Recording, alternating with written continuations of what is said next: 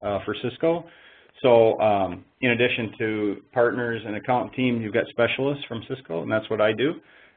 Because I cover just a certain portion of the portfolio, I cover 9 states around the Midwest. And teamed up with me is Chad Richards, who is the engineer that I work with. So I am going to do a presentation, and Chad will be able to do a demonstration. So we got 45 minutes, and I'm already 12 minutes late, so let's just jump into it. Chad, let me know when you got it pulled up. And yeah, sharing my desktop now. Hopefully everybody see the presentation there, or at least a couple of you.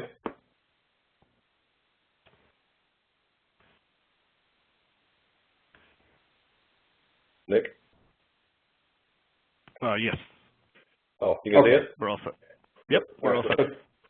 So Chad, if you go to slide 2. So today we're going to talk primarily about the Identity Services Engine. Why does the Identity Services Engine even need to exist? Why does NAC technology even need to exist? Well, the point is, when users and machines come onto your network, they represent risk, right? So they represent risk to the network itself. They represent risks to the assets that are on the network. So the goal of this technology is to try to bring that risk down to an acceptable level for the business. Now, as a security guy, I can never get the risk to 0, but I can get it down to a level that's acceptable, right? So if you move to slide 3, Chad, how do we accomplish that? Well, I talk to a lot of customers across 9 states, and every customer's got a different access control policy. They're all different, they're all unique, they have their own cultures and requirements driving them, right? But a lot of the variables that a customer would use in the development of their access policy are the same. For example, I was talking to a customer in Missouri a while back, and he said, we shut down at 5 o'clock. After 6 o'clock, I don't want anybody on my guest network anymore, right? So time of day was a variable that that person wanted to use in their access policy. But there are many others. For example, how that user is coming onto the network. Are they coming on wired versus wireless? Who the user is based on Active Directory credentials or something like that, some directory attribute. Where they're coming from. So treat Jeff Peterson one way when he's coming onto the network from the corporate office, and treat him an entirely different way when he's coming onto the network from a branch office or a manufacturing facility in China, right? Device that Jeff happens to be using. So treat Jeff Peterson one way when he's on the corporate approved Lenovo running Windows, and an entirely different way when he's on his own personal iPad, right? So what the way that we accomplish the goal of risk reduction is to take all these different attributes, these variables. When anything comes onto your network, wired or wireless, we take all those attributes into consideration, and we write a policy, a business policy that says, given these sets of conditions at this moment in time, here's the level of authority that thing should have or that user should have, right? And the key point here becomes your network becomes dynamic depending upon what happens to be plugged into it at that moment in time. So if today your CEO is plugged into that port, CEOs can do what CEOs do. If somebody unplugs that port and now they plug in a printer, now that device can only do what printers are allowed to do. And then somebody unplugs that printer and plugs in their personal Xbox with the intention of playing games all day. Now you can actually maybe black hole that thing. Now, every company I talk to, like for example, I'll give you a lot of companies I talk to have a policy that says we don't let people go out and buy a Linksys, plug it into into my network, and expose my entire network and assets to the parking lot, right? But almost nobody has the technology that could actually enforce that behavior. So at the end of the day, it's policy networking and dynamic, wired and wireless. When anything comes onto your network, we gather variables and write a business policy. All right, so if you go on to slide 4, Chad, the basis and the way ISE accomplishes what it's doing is it uses 802.1x as the control plane to accomplish it. And there's 3 main components to 802.1x. There's a supplicant piece, and there's many choices of supplicants. You can use the embedded supplicants inside of the operating systems themselves. You can use, there's open source supplicants. Our AnyConnect client is a 802.1x supplicant. There's a wide variety of choices for supplicants. And then you have the authenticator, which is, your switch or your wireless controller or something like that. And then you have a radius box. And those are the 3 components of 802.1x. However, there's almost always a 4th component, which is your directory, because you don't want to create another source of truth on the network, right? You usually want to use that directory. So, Chad, if you go to slide 5, then the way the Identity Services Engine is delivered is in one of 2 form factors, either appliances or virtual machines. functionally equivalent, and so really different companies have different cultures. Some people want appliances, some people want virtual machines. But so it really doesn't matter, you know, what form factor you choose, but almost every production deployment has at least two. And the reason for that is Radius, an 802.1x, the way it handles high availability is it's controlled by the Radius client, so the switch or the wireless controller, and they know that they have a Radius ISE primary to go to. But if ISE primary were to drop off the planet, they can be configured to know that they have an alternate one. So the key from a high availability perspective is just the fact that the two ISE nodes have a common database view of the world. And so usually in almost every production deployment, there's two instances and they're put in geographically different places, right? So that if you go to slide 6, Chad.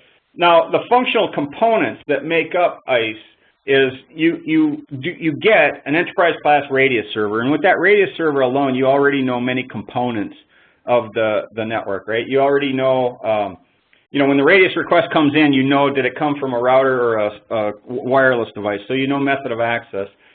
When you define that switch to ISE, you told it where it was, so you know location. The MAC address is in that Radius request. The SSID perhaps is in that Radius request as well. So you already, just with the Radius component alone, you know many of the variables that you might want to use in your access policy. You also get a guest server.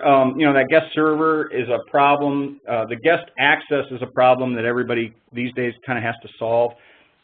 With ISE, there is a guest server which allows for identifiable and accountable guest access. It's what we use at Cisco. When you come into a Cisco network and you say, hey, Jeff, can I get onto your network? Then what I do is I go to my guest server and I say, okay, Bob's going to be here from 8 to 5 today, and at the end of that process, here's a unique username and password specifically for Bob, and at 5 o'clock when you're not supposed to be here anymore, it doesn't work. Now, there's also profiling components within ISE. So there's you might not particularly care about what specific printers can do on your network, but you might be more concerned about what can an HP printer do on my network, right?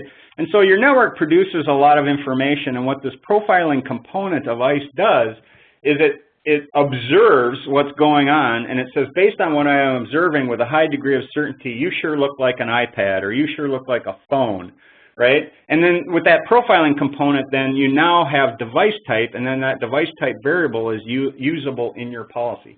Now, if I come onto your network and I map into role guest, and role guest is only allowed to surf the internet on port 80, port 443, and DNS, then you're probably not going to go any further with me because you've constrained my risk to a point that's perfectly acceptable. But if I come into that exact same place in your network and I map into role IT guy, and IT guy has authority to get at anything onto the network, you might want to go further with me, and you might want to check my machine and say, do you have, you know, do you meet the minimum security requirements? Do you have antivirus installed? Has it been updated within the last couple days, right? So that's what that posturing component of ISE is. So the point is, these functional components, all it is when anything comes onto your network, it gathers up the values of these variables, you write a business policy, and then now ultimately then you get to the enforcement. So Chad, if you go to the next slide, which is slide 7, ISE is sitting off to the side making a policy decision, but at the end of the day, that decision, the enforcement of whatever decision has been made is done by your network itself. So if you go to slide 8, Chad, what are some enforcement options that are available to you? Well, VLANs are certainly a viable option, right? Go put that guy in VLAN guest. Go put that guy in VLAN employee, whatever, right? So VLANs are certainly a viable option. However, there's even another option as well, which is an access control list. So what would happen if you had a hub and a conference room port, and your CEO plugged into one port of the hub and a consultant plugged into the other port in the hub? You couldn't do VLANs because those two people have dramatically different needs, right? And you also can do access control lists. So you can apply ACL A to your CEO and ACL B to the consultant so that they have different access requirements, you know, different access authority, even though they're on the same physical hub. And actually, I'm seeing customers want to, you know, if you think about wireless, what happens every time somebody gets a new wireless device with different security needs, what typically happens is they create a new SSID, right? So you got an SSID for phones, you got an SSID for scanners, you got an SSID for employees, you got an SSID for guests, and pretty soon you've got a whole bunch of SSIDs. And the problem with that is there's a certain amount of overhead associated with each SSID, with beaconing and things like that. So I'm seeing a lot of customers want to use ISE to consolidate down the number of SSIDs. So even though Chad and Jeff are on the same SSID, at the direction of ISE, you can still supply differentiated security to what Chad can do versus what Jeff can do. So you can consolidate down the number of ACLs. And the last thing I'll say is you can actually do dynamic downloadable ACLs, so you can push down the ACL to the switch or controller at the moment it's needed. Now the last thing, security, VLANs and ACLs, if you think about VLANs and ACLs, what that is you're applying security at the ingress to the network. Wouldn't it be cool and more scalable if you could identify the assets that are on the network and try to apply the security at the egress towards those assets, right? And that's the general concept behind security group tags. It's a much larger conversation, but it's basically doing topology independent egress filtering versus ingress and ACLs and VLANs. You could let CubeLAN be the wild, wild west if you wanted to and just supply security using group tags at the egress towards the servers. However, you could do really any combination of these three things, and there's actually even more options available. So if you go to slide 9, Chad, why ISE? I was a customer at Northwest Airlines for 12 years before I came here, and I'm a kind of a risk-averse guy. So when I generally talk about new technology, I talk about following a kind of a crawl, walk, run strategy, right? And the very first thing about ISE is just visibility. Do I have people bringing in their Xboxes from home? Do I have people that are? Do I have rogue devices and things like that? I was talking to another company in Missouri a while back, and the guy says, well, our policy, the security guy says, our policy right now is we don't let iPads onto the network because we don't trust them. And no sooner did he say that than the network guy piped up and said, well, the CIO came to us the other day with an iPad, told us to put it on, and we did. So there's one thing about what your policy is, there's another about what reality is, and they don't always marry up, right? And so what ISE can do is give you visibility into what's going on so that you can start making policy decisions about what should be allowed and what should not be allowed. Chad, if you go to slide 10, there's profiling built into ISE, and it's not just Cisco devices, it's things like Apple devices and different types of phones and things like that.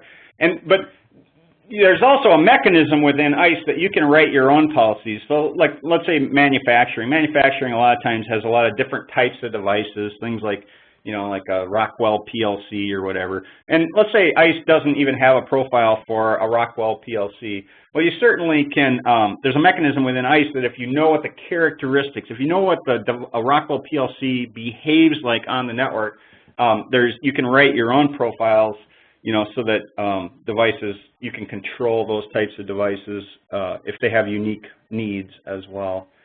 If you go to slide 11, Chad, the other thing is, I make no value judgment.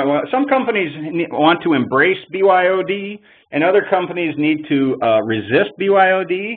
And it really, it's a cultural decision, it's a company decision, right? But let's say you embrace BYOD. One of the problems that you run into is, IT usually doesn't have all the extra bandwidth to provision all these devices, right? So ISE actually has a user device self-registration as well. What you can do is you can say, let's say you implement a policy. If you want to use your own iPad, you need to go to your manager and get approval, and if you get approved, we'll put you in the BYOD approved group, right?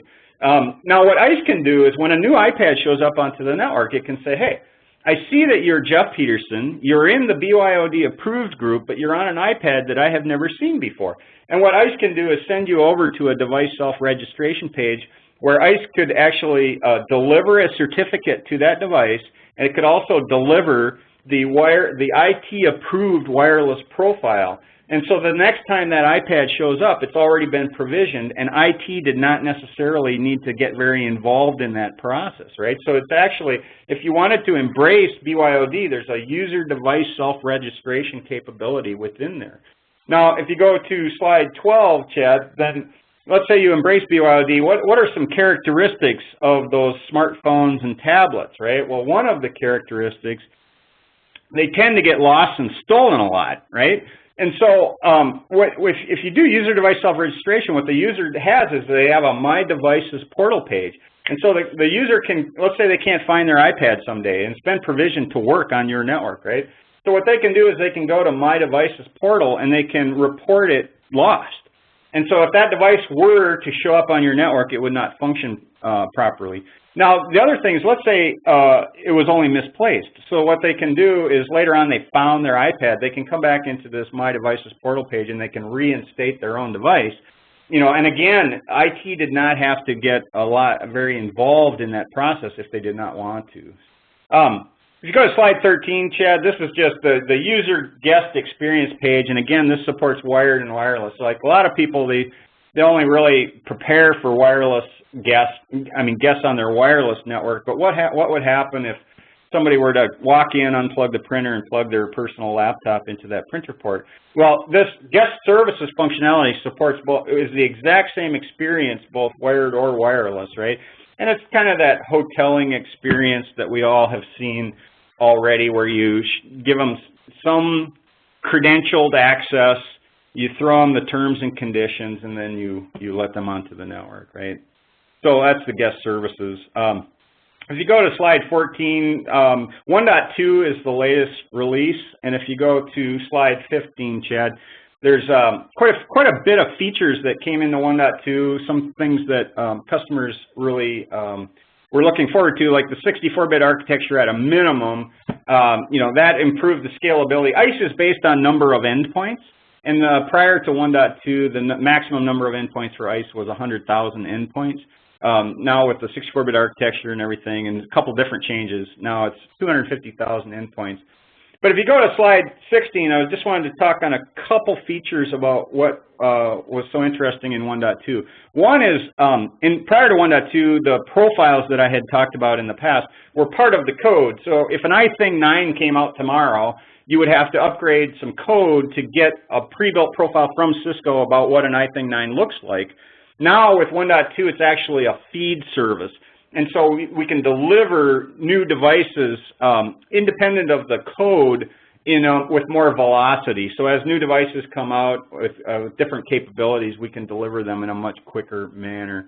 If you go to slide 17, logical profiling is kind of a nice thing. Prior to this, let's say you wanted to control mobile devices, but in the past, you would have had to put in the rule, here's what I want an iPad to be able to do, and an Android, you know, and a BlackBerry or whatever, right? Now with 1.2, you can create these logical groupings that are important to you, called logical profiles, and you can say, well, mobile devices.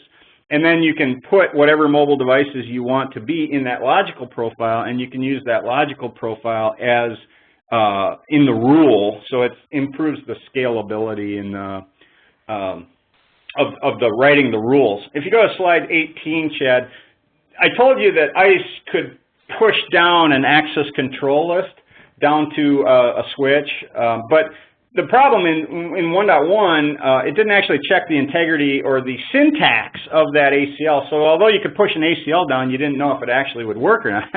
And now with 1.2, we actually have a DACL checker. In slide 19, I wanted to show you we've got a live session log. So let's say you in the live session log you see somebody's causing you some problems. Now right out of the live session log, you could have them force them to re-authenticate, or you could actually kick them off of the network right out of the ISE live authentication log.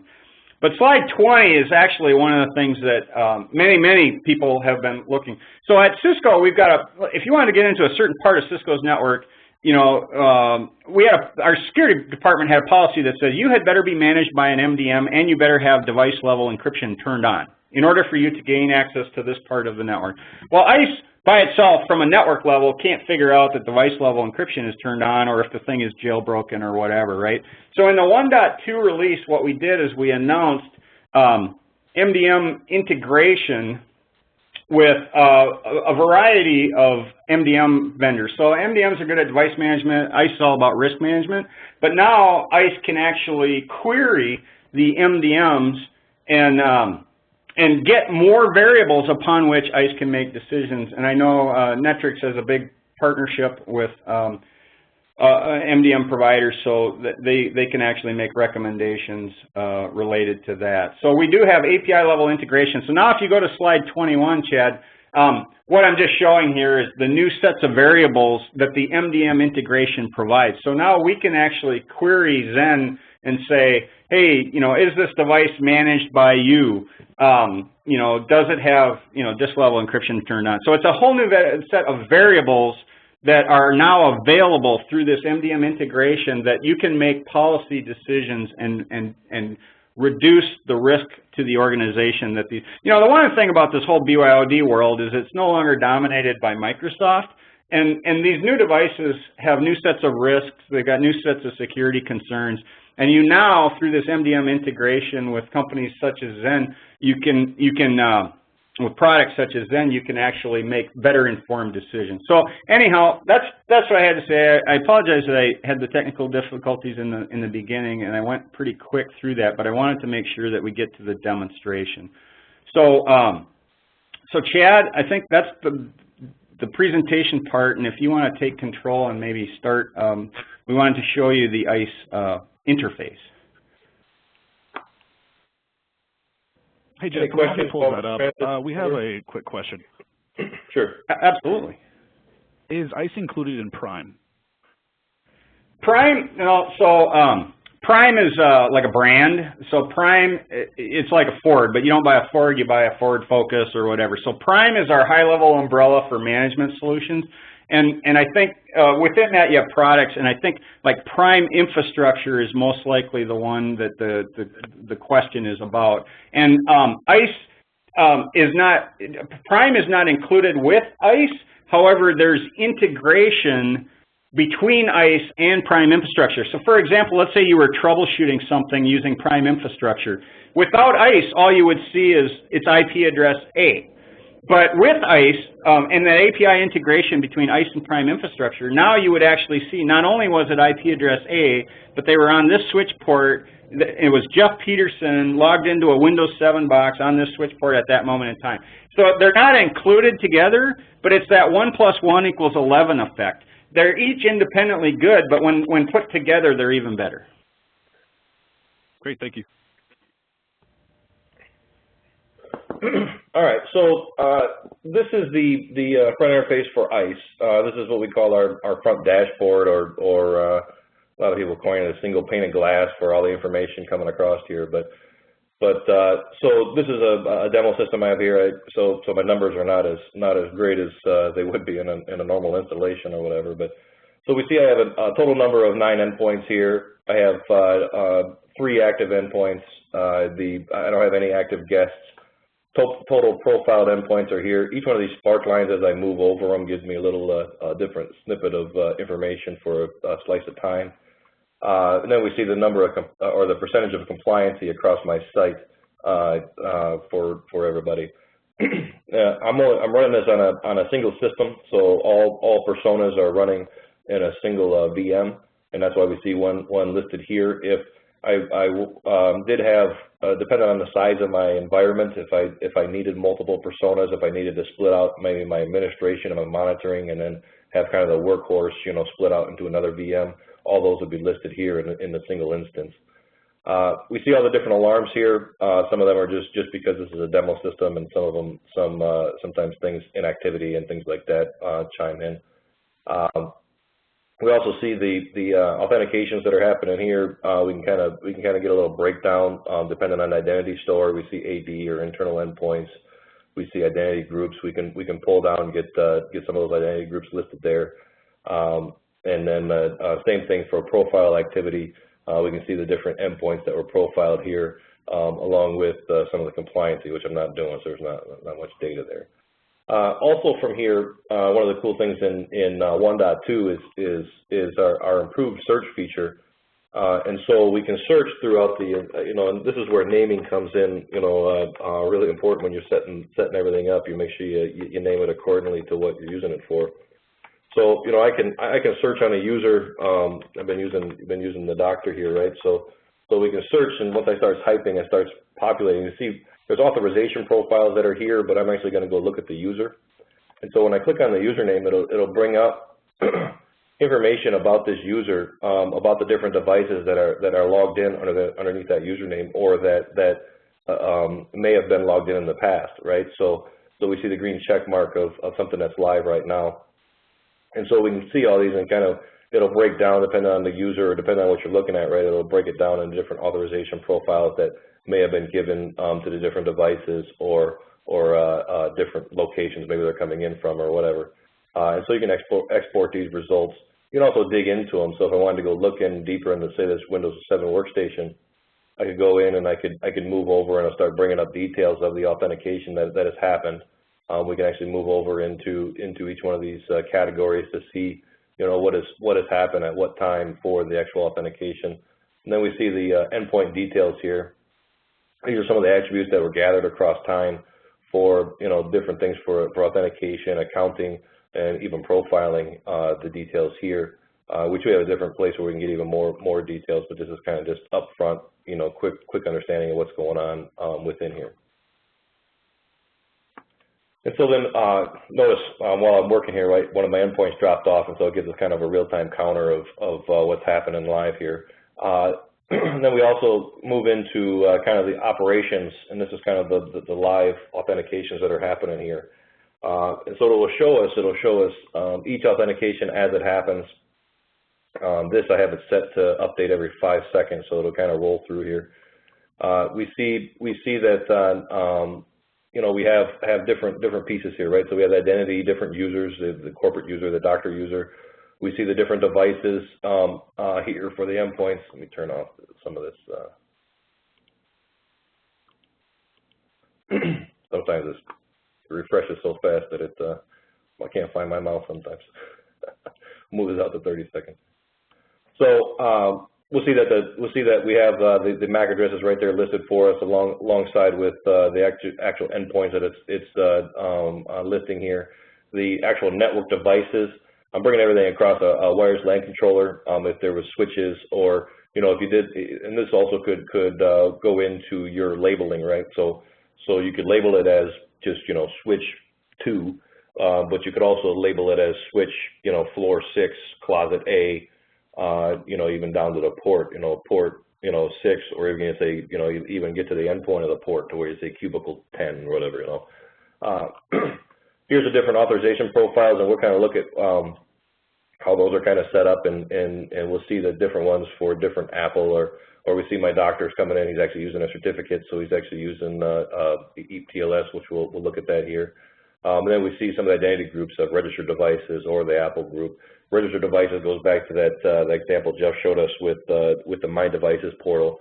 So actually with this Windows 7 workstation, I ran it through the onboarding process, and it was given a cert, and it was listed in the registered devices, and we'll go look at the My Devices portal here in a second.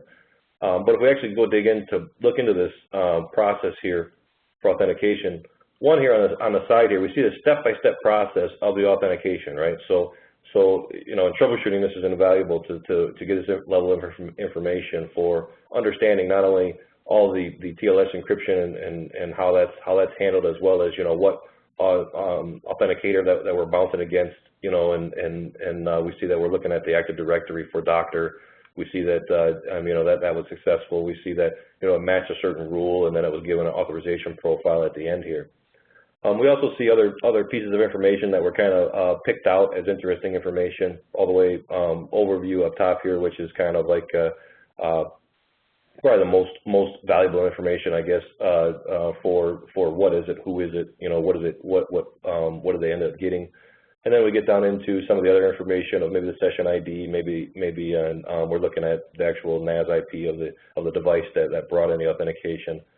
We can also dig down deeper into all the different AD groups that this user resides in, and make sure that we're you know, bouncing against the same or using the same group that we want to, or maybe there's a different group that we should be using or whatever. So all that information is readily available for each authenticator there. We can also flip this over into live sessions, as Jeff showed us as one of the advancements here for 1.2. We notice that right now we have 2 devices logged in, my iPad here, and then my Windows workstation. I can actually go in and do a change of authorization on these. I can force a reauthentication. I can also force a termination in each one of these. I can also I can also, you know, dig into some of the details of the authentication if there's more information for those transactions as well. Kind of gives you that live information of everybody. And so if, for example, there's a couple of different ways of doing this, but here's one method, right? So somebody comes and says, hey, here's a MAC address that's just killing us on a network, or here's an IP address that's just killing us. We can actually go find where that individual is actually logged in at and force them off of the network or force them into a quarantine, if you will. And so all that's available there. We can actually, and so if we look a little bit deeper into some of these authentication results, or actually authorization results, excuse me, we see that when we get over here to the profiles, we'll notice that we're a little sluggish today, but when I get in here and we look at the authorization profiles, they're all listed for different things, right? So I have, you know, like my doctor certificates, that's what they'll get, a different VLAN than my doctor Apple or whatever.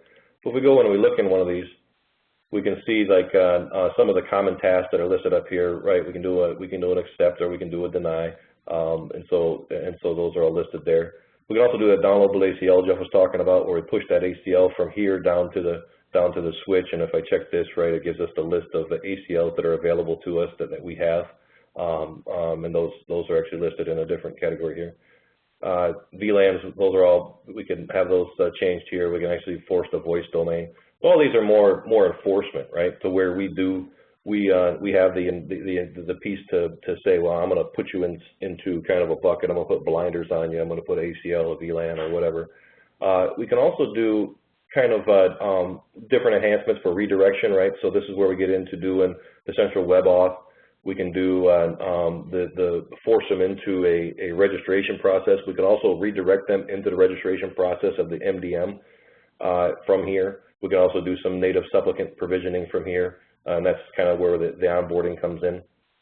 And then above and beyond that, we can do things like conditioning the port. So in a switch, there's a concept of auto smart ports, to where, for example, if I'm plugging in IP cameras and I want to run the same 8 commands for that IP camera, I would list it as almost like a macro, right? And you build that camera macro or auto smart ports. We can dynamically start that from here, and then have that kind of condition for whenever that device moves from one place to another, and kind of follow that. We have other things as well, like MACsec, switch-to-switch encryption, also the client-to-switch encryption, and then also some ACLs that we apply on the wireless side, and then some ASA VPN variables we can send. So these are all common tasks. If those aren't enough, we have a whole ton of other ones that we can do here. Anything that's pretty much a radius VSA, we can send over to the device. And so, for example, like if you wanted to put somebody in a certain wireless QoS bucket, wanted to give somebody gold or silver, we can definitely have those attributes sent over as well, particularly sent to an individual user or user experience based on that, for all those different variables. Here's where we do the, I'm just going to minimize this. Here's where we do the downloadable ACLs. All those are listed here. Pretty simple. Just put them in there, and then it will start listing over here in the access policies. So, and then that check Jeff was talking about, we'll see that below here, the recheck. So, and so then as we move into kind of how this process works, right? So we look at the policies here. We say, all right, well, we start off with authentication. So authentication is, let me hand over my username and password, whether that comes from somebody typing it in, we glean it from their all control delete entry into the login into the machine, or we get it from a certificate. Different ways we can have that happen here. We can have, if somebody's coming in on one SSID, we can send them the AD. They come in on a different SSID, we can send them to an internal database or even a totally different external database of some sort. All that could be listed here. We also see the authentication profiles or protocols which are listed here, or who we accept. All that would be configured here. Once we get the thumbs up where you have a valid username, a valid password, or in some cases we don't, we still pass them on over to the authorization table. And so all that would be passed over here, kind of now this is where the actual magic happens of taking all those different attributes, and then we send them into a some type of authorization. And so we see the first one as a black hole, which I'll demonstrate here once we move over into the device portal.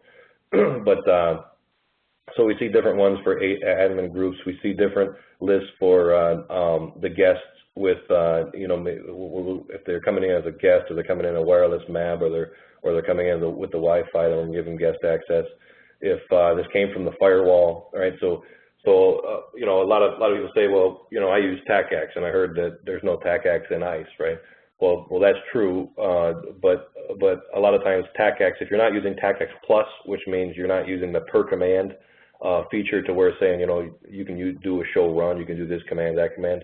If you're just using it for authentication, so that you have a central repository for users, we can do that with Radius inside of ISE. So that's what this demonstrates here, is that whether we're using VPN or whether we're logging into a device, we can just use this as a Radius authenticator for those users coming in. Same thing for profile and different devices. So here's an IP phone. We're going to force it into the voice domain there on the switch. Here's where we get a little more interesting, to where we have registered devices. If it's a registered device, if it's coming in with ETLS, you know, if we're coming on a certain WLAN ID, then give it this access, right? Or if it's coming in, you know, all these different other variables, right? So same different users, different devices, all that listed there. And this is the first match rule applied. We can also do a multi-match. We have different flows set up and examples all over the place for different things for Android. Here's like a flow for the Android device, to where if it needs to get to Google Play for our onboarding application, then it can get there. Here's different ones for different corporate devices, corporate AD users, different things like that. So I won't go through each one of these, but you can kind of get the gist there. Then at the end, you can have your default policy. This is deny access. You can also, you know, a lot of folks, they'll have the last policy say central web auth. So I'll allow them to go through all through here, but if they don't match anything, then I'm going to give them a central page, to where it's going to pop up and ask for username and password. So that's an option as well. And so if we look kind of into this My Device portal, and we'll log in here as the doctor.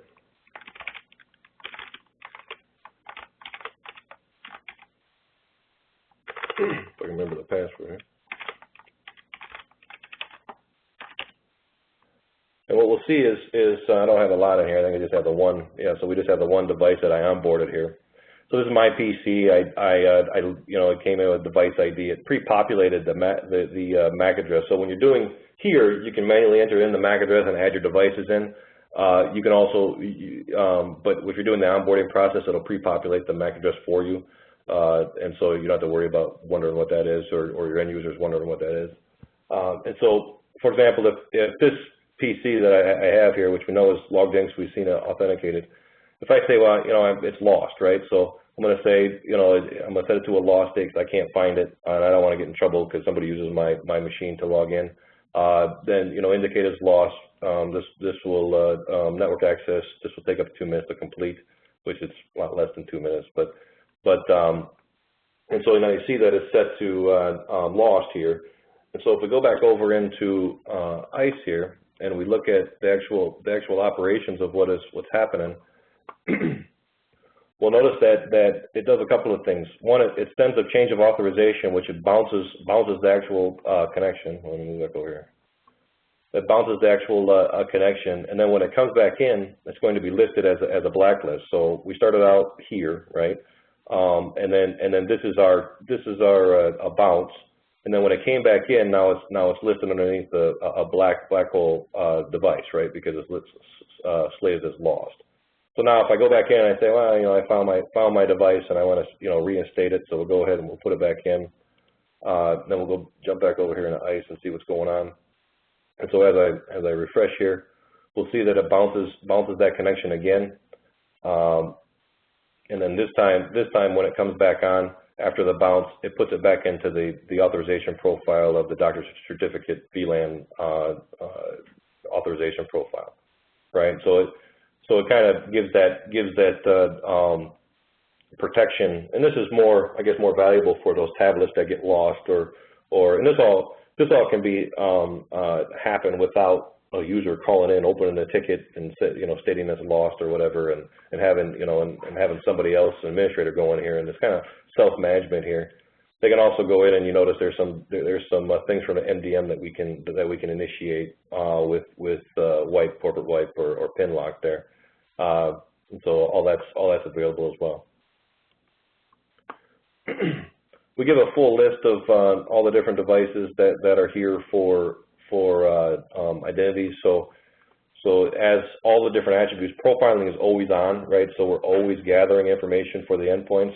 So we'll see a bunch of different devices here that are listed underneath my endpoints, and so we see them all here. Some of them are registered, some of them are not. So we see like the iPad, for example, which is registered. So if I go and click on this, you notice that you see all the different attributes that were gathered over time from whether it's the radius authentication, whether it's you can use any one of these attributes to scope the experience of the user for this, right? Some of these are not as interesting, but this is how we determine as well that it's an iPad, right? So we see user agent, it's an iPad. We see that it's called Amy's iPad. We see that it's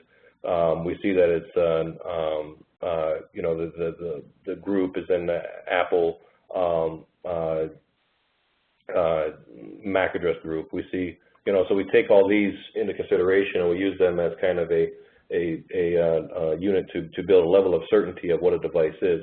Now, if something were to change in those rules, something with a higher certainty. So let's say we first classify it as a printer, but all of a sudden maybe we're watching NetFlow and we see that this printer is surfing out to the web, and we have a rule set up to say, well, if we see something surfing out, we're going to set a higher priority that it's not a printer no more, it's some type of user device.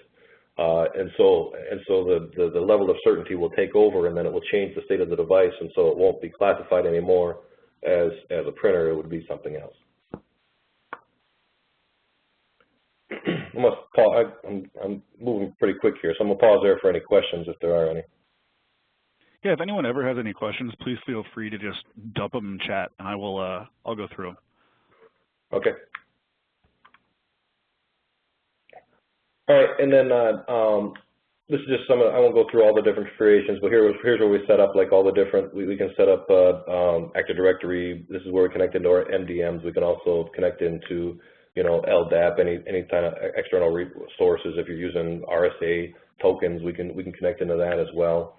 All that will be listed here. We can do custom portals for different users, for guests, for different things as well. Along the lines of guests, I always mention kind of the special guest, right? So, it's one thing when we talk about just a foreign user coming in, somebody that's not known to us. Another thing when we have, maybe a special guest, maybe it's an IT guest, a partner or a vendor of some sort coming in to help out for the day. How do we give them special access to get, do TFTP, to do SSH, and we can set up in these in the guest, we can set up guest profiles, and so we could set up like a profile that calls them a IT guest level 2 or contractor level 2 or whatever, and so then we can give them a totally different experience. We can give them a total different VLAN, total different ACL, give them special access. And then we can also set that up so only certain groups, so maybe it's only the IT group can see that role and grant that access, and so all that could be customized within here as well. We also see within here, there's the ability to do profiling and posture, where we set up all the different checks and those type of things within that.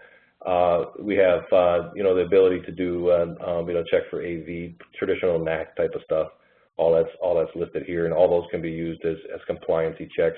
Thumbs up, thumbs down, or they are, if not, throw them into kind of remediation. We have different steps depending on what it is you're remediating. We can do an active remediation where we force them into an update, or we can do kind of a passive where we just kind of give them a link to go to. All that's available as well.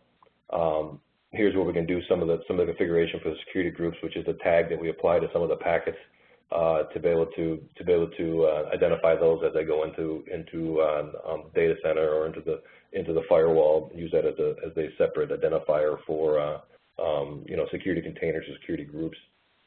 And so, Chad, we just have a question here. Sorry to interrupt. No, so which Prime product can manage Cisco 2960S switches and the 5508 WLC, and also these Cisco routers? Which Prime product? Yes. Well, Prime as a whole, Prime infrastructure, right, manages all those devices, right? So they'll manage like the switches and the controllers and the APs and things like that.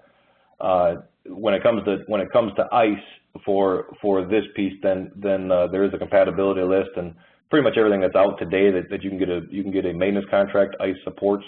There may be a certain code level that you need to be up to, but pretty much everything out there has the ability to be supported by ISE, unless you're using, the only thing to be wary of is like, LAN light kind of stuff that may have some reduced functionality that you may need for ISE to work. Okay, great. Thank you. Yep. Yeah. So that's pretty much kind of the gist. I mean, I don't want to get too detailed because they get kind of lost in kind of the details. I mean, there's a lot of different functionality. There's a lot of different things that ISE can complete.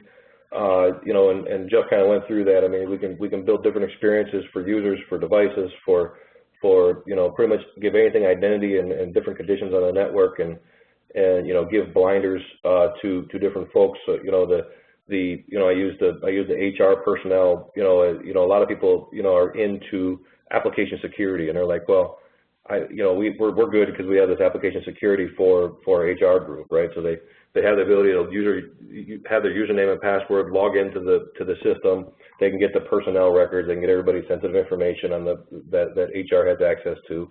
And they go home on the weekend, they come back in with a tablet or a personal device of some sort. They have the same username and password, so if they use that with their device with application security, they can still gain access to those servers. And that's where ISE kind of differentiates the application security from everything else, because we can differentiate the device, and we can say, well, they have the same username and the same password, but the device is invalid. So then we're going to, we can put them in the same VLAN, but we'll give them a different ACL so that all of a sudden now that server disappears, and so they can't gain access to it. So it gives flexibility to all these different conditions, all these different scenarios, and gives the ability to sculpt and build your security kind of at a deeper level. But yeah, that's unless we got more questions, I mean, that concludes the demo. I can go into deeper stuff, but that's kind of the highlights of the reporting and different things that are coming in here. The only other thing that I can probably show is, as I mentioned, reports, is our reporting side of the house, which we got a whole slew of different reports that we can kick out for all the different devices and endpoints that we have here. And so when it populates here, we'll see all the different reports for types of users, type of devices, the actual, maybe it will. Oh, there we go. And so we can build favorites for reports. You've got different authentication reports. You got different deployment status reports for different users, health summaries, those type of things, endpoints and users. If you wanted to see, who was registered to what device, and that's a cool thing about that device portal, right? So, if you wanted to say who, we have this device, right? We have this IP address, we have this MAC address. Who owns it, right? Who is the person that's behind it? Well, that database usually is kept, with an Excel sheet somewhere, or some type of other piece of paper or document that maintains that, to know who belongs to what device.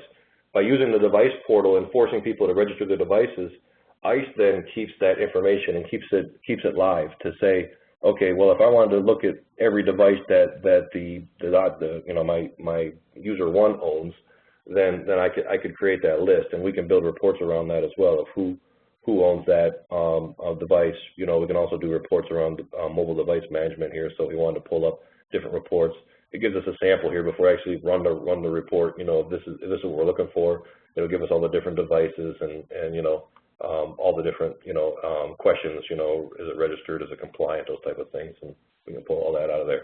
All this can be exported and saved as different types of formats as well.